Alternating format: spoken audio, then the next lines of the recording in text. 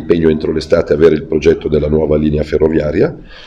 Ovviamente sarà importante avere in regione qualcuno che è a favore dello sviluppo, perché se ci fosse in regione qualcuno che non vuole strade, non vuole ferrovie, non vuole l'allargamento dei porti, non vuole, se c'è qualcuno che è abituato a dire no, sarà più complicato portare le strade e le ferrovie dove servono in Sardegna. Però io il lavoro lo faccio con entusiasmo e comunque, e conto che domenica votino in tanti, perché il bello della democrazia è che si sceglie. Ecco, spero che stia a casa meno gente possibile e che qualcuno decida per il suo futuro.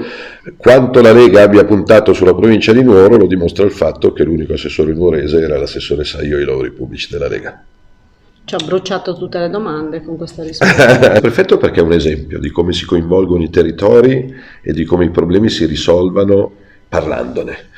È vero, io arrivai al Ministero 1 anno e 3 mesi fa, mi dissero che c'era un solo capoluogo di provincia in Italia non collegato alla rete ferroviaria nazionale, lo ritevo assolutamente ingiusto. Ho chiesto ai tecnici di RFI di mettersi al tavolo, cartini alla mano, e di fare un progetto. Ci stanno lavorando gli ingegneri, l'impegno è entro l'estate di arrivare dalle 3 o 4 ipotesi progettuali che ci sono sulla carta a quella più efficace dal punto di vista dei ferrovieri, e poi tornare qua in prefettura e discuterlo con i sindaci. Ovviamente tutti sperano di avere il comune collegato e coinvolto. La soluzione sarà tecnica, non deciderà Salvini in base alle simpatie, le ferrovie, i tracciati ferroviari li fanno gli ingegneri.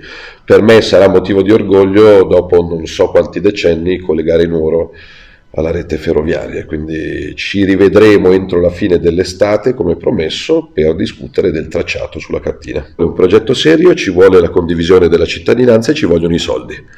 Sul progetto stiamo lavorando, i cittadini verranno coinvolti e in prefettura sono ascoltati tramite i loro sindaci, e i soldi si trovano, perché ripeto, è giusto investire sull'alta velocità fra Brescia e Vicenza, fra Roma e Bari, e in Sicilia fra Palermo e Messina, però non possono esserci solo 420 km di rete ferroviaria in Sardegna, e quindi dal mio punto di vista la Sardegna è una delle priorità nazionali, e quindi conto che dalla prossima estate si parta.